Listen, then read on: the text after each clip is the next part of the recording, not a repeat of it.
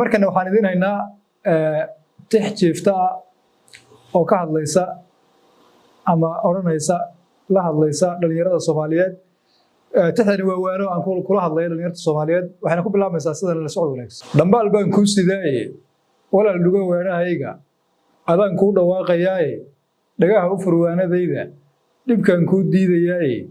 dhageysa waxaan ku leeyahay waxa tahay dheeman luule dhaliil aad u hayso raadin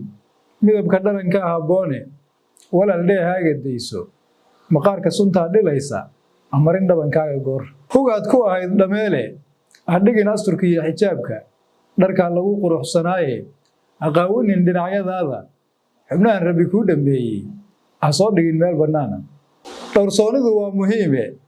asiingin dhabcaal naftaada dhaliishaadu rabaaye nacasku yuun ku dhawaanin jirkaaguna dheeman weeye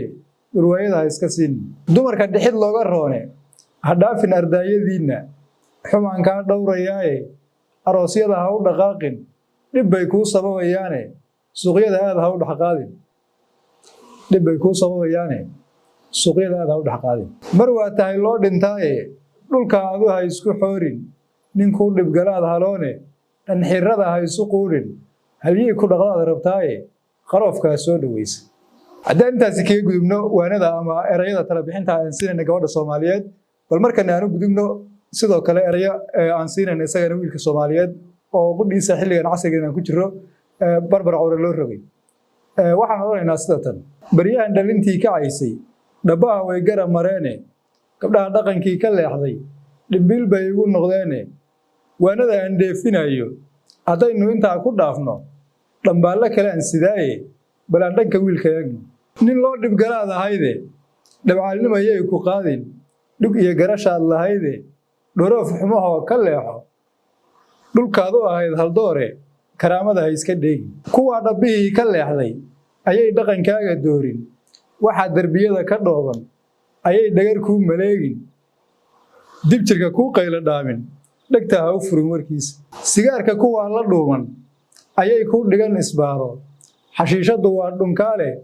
ayay dhadhan kuu samaynin naftaaday dhaawacdaaye daroogada ha u dhowaanin xaraanta kuwaa dhamaya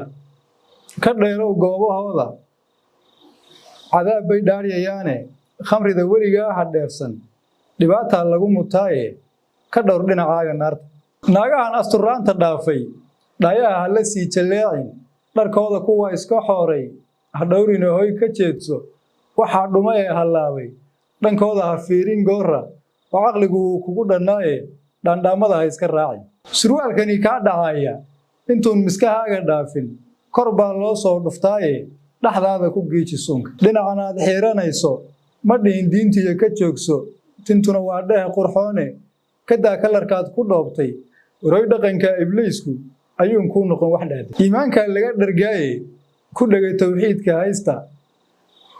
dhibkuu kaa leexiyaaye dhabaha nabigeenna qaada sallallahu alayhi wasallam dhaqanka sharciga haboone dheeldheesha ka daaya diinta tixduna dhaqan toosin weeye dhugtoo macnaheeda dhuux tixduna dhaqan toosin weeye dhugtoo macnaheeda dhuux